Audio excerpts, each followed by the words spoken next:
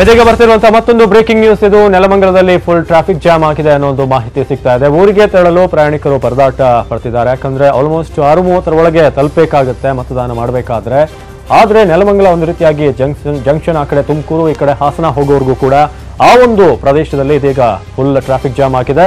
ಊರಿಗೆ ತೆರಳುವುದಕ್ಕೆ ಪ್ರಯಾಣಿಕರು ಪರದಾಟ ಅನುಭವಿಸುವಂತಹ ಒಂದು ಘಟನೆ ನೆಲಮಂಗಲದಲ್ಲಿ ನಡೆದಿದೆ. ನೆಲಮಂಗಲ ಆಲ್ಮೋಸ್ಟ್ NH4 ಇರಬಹುದು, ಅದೇ ರೀತಿಯಾಗಿ ಹಾಸನ, ಸಕಲೇಶ್ಪುರ, ಚಿಕ್ಕಮಗಳೂರು ಕಡೆ ಹೋಗುವಂಥವ್ರು, ಕಡೂರು ಕೂಡ ಹೋಗುವಂಥವ್ರು, ಇವರಿಗೆಲ್ಲ ಕೂಡ ತೊಂದರೆ ಆಗ್ತಿದೆ. ಇನ್ನು ಶಿವಮೊಗ್ಗ ಕಡೆ ಹೋಗುವಂಥವ್ರಿಗೂ ಕೂಡ ಇಲ್ಲಿ ತೊಂದರೆ ಆಗ್ತಾ ಇದೆ. ಹಾಸನ ಹೋಗುವಂಥ ದಾರಿ ಕೂಡ ಇರ್ಬೋದು. ಈಗ ಟ್ರಾಫಿಕ್ ಜಾಮ್ ಆಗಿರುವಂಥ ದೃಶ್ಯಗಳನ್ನು ನೋಡ್ತಾ ಇದ್ರಿ. ಟೋಲ್ ಬಳಿ ಆಗಿರುವಂಥ ಟ್ರಾಫಿಕ್ ಜಾಮ್ ಇದು. ಟೋಲ್ಗಳಲ್ಲೂ ಕೂಡ ಸಾಕಷ್ಟು ರೀತಿಯಾಗಿ ಟ್ರಾಫಿಕ್ ಕಿರಿಕಿರಿ ಅನುಭವಿಸ್ತಾ ಇದ್ದಾರೆ. ಆದಷ್ಟು ಬೇಗ ತಮ್ಮ ಊರನ್ನ ರೀಚ್ ಆಗಿ ಮತವನ್ನು ಚಲಾಯಿಸಬೇಕು ಅಂತ ಹೋಗುವಂಥ ಸಂದರ್ಭದಲ್ಲಿ ಇದೀಗ ನೆಲಮಂಗಲದಲ್ಲಿ ಟ್ರಾಫಿಕ್ ಜಾಮ್ ಉಂಟಾಗಿದೆ. ಎಕ್ಸ್ಕ್ಲೂಸಿವ್ ದೃಶ್ಯಗಳನ್ನು ನಿಮಗೆ ತೋರಿಸ್ತಾ ಇದ್ದೀವಿ. One of the main junction ಅಂತ ಹೇಳಬೇಕು, ಬೇರೆ ಬೇರೆ ಲಿಂಕ್ ಆಗುವಂಥ ರಸ್ತೆಗಳಿದ್ದಾವೆ. ಆ ಒಂದು ಜಾಗದಲ್ಲಿ ನೆಲಮಂಗಲದಲ್ಲಿ ಈಗ ಟ್ರಾಫಿಕ್ ಜಾಮ್ ಜೋರಾಗಿದೆ.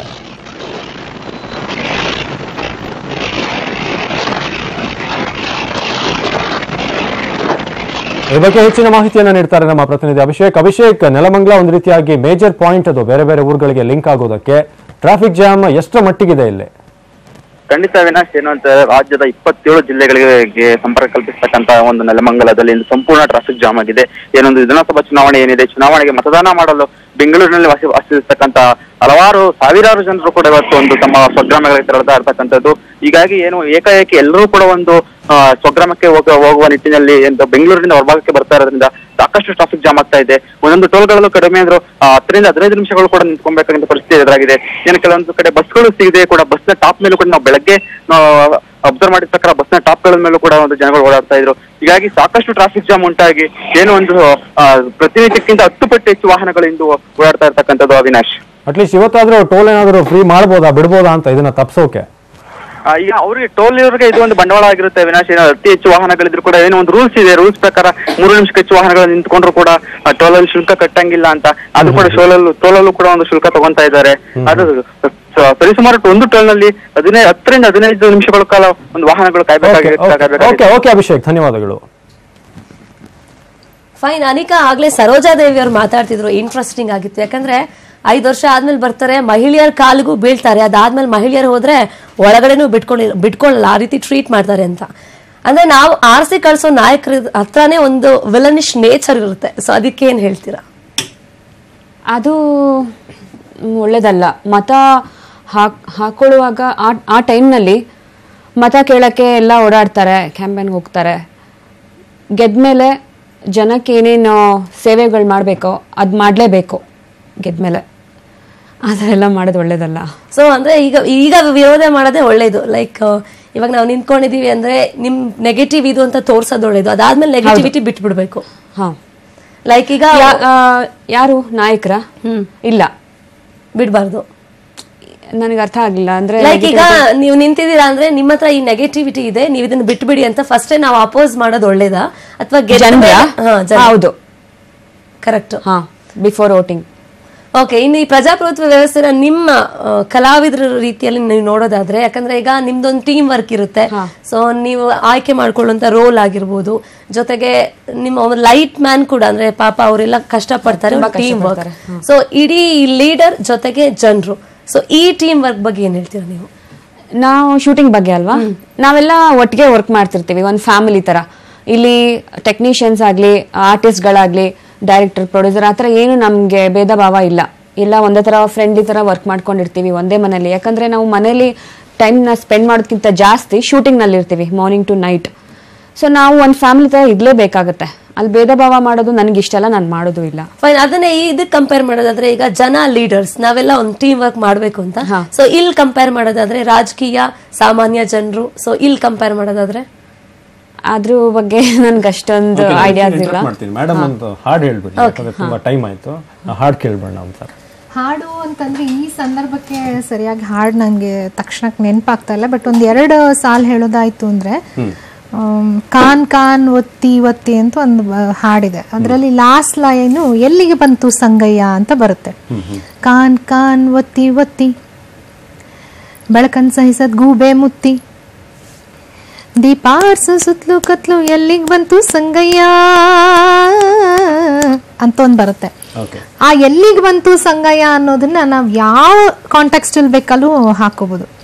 ಆಗ್ಲೇ ನಮ್ಮ ಹಂಪ ನಾಗರಾಜಯ್ಯ ಸರ್ ಅವರು ಮಾತಾಡ್ತಾ ಹೇಳ್ತಾ ಇದ್ರು, ಪ್ರಜಾಪ್ರಭುತ್ವದಲ್ಲಿ ದುಡ್ಡು ಹಂಚಿಕೆ ಮಾಡುವಂಥದ್ದು ಅದೆಲ್ಲ ಭಾರಿ ಒಂದು ಕೆಟ್ಟ ಸಂಪ್ರದಾಯ ಅಂತ.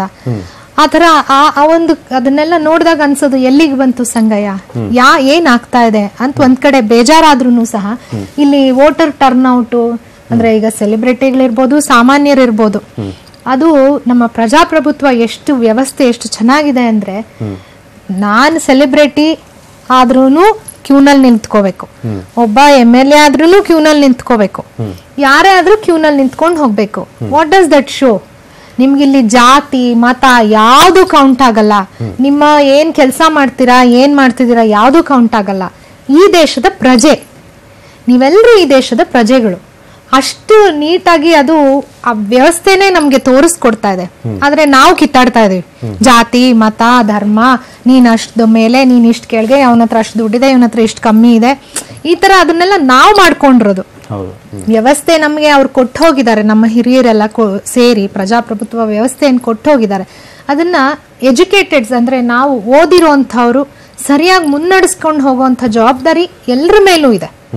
ಈಗ ಗೊತ್ತಿಲ್ಲದೆ ಇರೋರು, ಓದಿಲ್ದೇ ಇರೋರ್ಗೆ ನಾವು ಅದ್ರ ಬಗ್ಗೆ ಒಂದಷ್ಟು ಮಾಹಿತಿ ಕೊಟ್ಟು ಇದು ಹಂಗಲ್ಲ ಹೀಗೆ ಅನ್ನೋ ರೀತಿ ಕೊಟ್ಟು ನಮ್ಮ ದೈನಂದಿನ ಬದುಕಿನಲ್ಲಿ ಅಳವಡಿಸ್ಕೊಂಡ್ರೆ ಬಹುಶಃ ನಮ್ಮ ಒಂದು ರಾಷ್ಟ್ರದ ಪ್ರಜಾಪ್ರಭುತ್ವ ವ್ಯವಸ್ಥೆ ಈಗಾಗಲೇ ವಿಶ್ವಕ್ಕೆ ಮಾದರಿಯಾಗಿದೆ.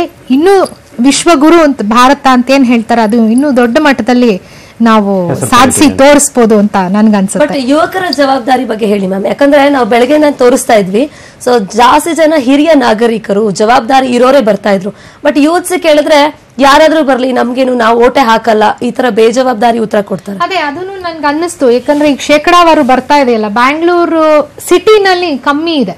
ಅದ್ರ ಬಗ್ಗೆ ನನ್ಗೂ ಸ್ವಲ್ಪ ಬೇಸರ ಅನಿಸ್ತು. ಯಾಕಂದ್ರೆ ಗ್ರಾಮಾಂತರ, ಬೆಂಗಳೂರು ಗ್ರಾಮಾಂತರದಲ್ಲಿ 30% ಇದೆ ಅಂದ್ರೆ ದಟ್ ಶೋಸ್ ಎಷ್ಟು ಅದ್ರ ಬಗ್ಗೆ ಕಾಳಜಿ ತೋರಿಸ್ತಾರೆ. ಅಂದ್ರೆ ನಗರ ಪ್ರದೇಶ ಬಿಟ್ಟು ಬೇರೆಲ್ಲ ಕಡೆಗಳಲ್ಲೂ ಜನರಿಗೆ ಕಾಳಜಿ ಇದೆ, ಒಂದು ಒಳ್ಳೆ ಸರ್ಕಾರ ಬರಬೇಕು, ನಾವು ಒಳ್ಳೆ ರೀತಿನಲ್ಲಿ ಬದುಕಬೇಕು ಅಂತ. ಬಟ್ ಅದ್ ಯಾಕೆ ನಗರ ಪ್ರದೇಶದ ಯುವಕರು ಮುಂದೆ ಬರ್ತಾ ಇಲ್ಲ, ಯೂತ್ಸ್ ಯಾಕೆ ಬರ್ತಾ ಇಲ್ಲ ಅನ್ನೋದೇ ಒಂದು ದೊಡ್ಡ ಕ್ವೆಶ್ಚನ್. ಸಮಸ್ಯೆಗಳ ಬಗ್ಗೆ ಅರಿವಿನ್ನೂ ಆಗಿಲ್ಲ ಅನ್ಸುತ್ತೆ. ಅರಿವು ಮೂಡಿಸ್ಬೇಕು ಅನ್ಸುತ್ತೆ. ಬಹುಶಃ ಅವರು ಡಿಪೆಂಡೆಂಟ್ ಆಗಿರುವಂತಹ ಮಾಧ್ಯಮಗಳ ಮೂಲಕ ಅದ್ರ ಬಗ್ಗೆ ಇನ್ನಷ್ಟು ಅರಿವು ಮೂಡಿಸೋ ಪ್ರಯತ್ನಗಳಾದ್ರೆ ಬರ್ಬೋದೇನೋ. ಯಾಕಂದ್ರೆ ಇವಾಗಿನ ನಾವೆಲ್ಲರೂ, ನನ್ನನ್ನು ಸೇರಿದಂಗೆ ನಾವು ವಾಟ್ಸ್ಆಪ್, ಫೇಸ್ಬುಕ್, ಟ್ವಿಟರ್, ಮತ್ತೊಂದು ಇನ್ಸ್ಟಾಗ್ರಾಮ್ ಅಂತೆಲ್ಲ ಇರ್ತೀವಿ. ಅದ್ರ ಮೂಲಕ ಮತ್ತಷ್ಟು ನೀವು ಮಾಡಿ ಇದರಿಂದ ನಿಮ್ಗೆ ಏನ್ ಪ್ರಯೋಜನ ಅನ್ನುವಂತ ಒಂದು ಪಾಸಿಟಿವ್ ಇದನ್ನ ಕೊಟ್ರೆ ಬಹುಶಃ ಅವರು ಆಚೆ ಬರ್ತಾರೆ ಅಂತ ನನ್ಗನ್ಸುತ್ತೆ. ಫೇಸ್ಬುಕ್, ವಾಟ್ಸ್ಆಪ್ ಅಲ್ಲಿ ವೋಟಿಂಗ್ ಆಪ್ಷನ್ ಕೊಟ್ರೆ ಬರ್ಬೋದೇನೋ. ಬರ್ಬೋದು ಅನ್ಸುತ್ತೆ, ಖಂಡಿತ. ಅಕ್ರಮನೂ ಜಾಸ್ತಿ ಆಗುತ್ತೆ. ಯಾಕಂದ್ರೆ ಎಲ್ಲಾನು online, payment online, buying online, shopping online, ಎಲ್ಲ ಆನ್ಲೈನ್, ವೋಟಿಂಗ್ ಆನ್ಲೈನ್ ಆಗೋದ್ರೆ ಅವ್ರಿಗೆ ಅಷ್ಟು. ಬಟ್ ಇರೋ EVM ಮೆಷಿನ್ ಅಲ್ಲೇ ಇಷ್ಟು ಆರೋಪ ಮಾಡ್ತಾರೆ, ಇನ್ನು ವಾಟ್ಸ್ಆಪ್ ಇದ್ರಲ್ಲೆಲ್ಲ ವೋಟ್ ಮಾಡೋದು ಬಿಟ್ಬಿಟ್ರೆ ತುಂಬಾ ಪ್ರಾಬ್ಲಮ್ ಆಗ್ಬಹುದು.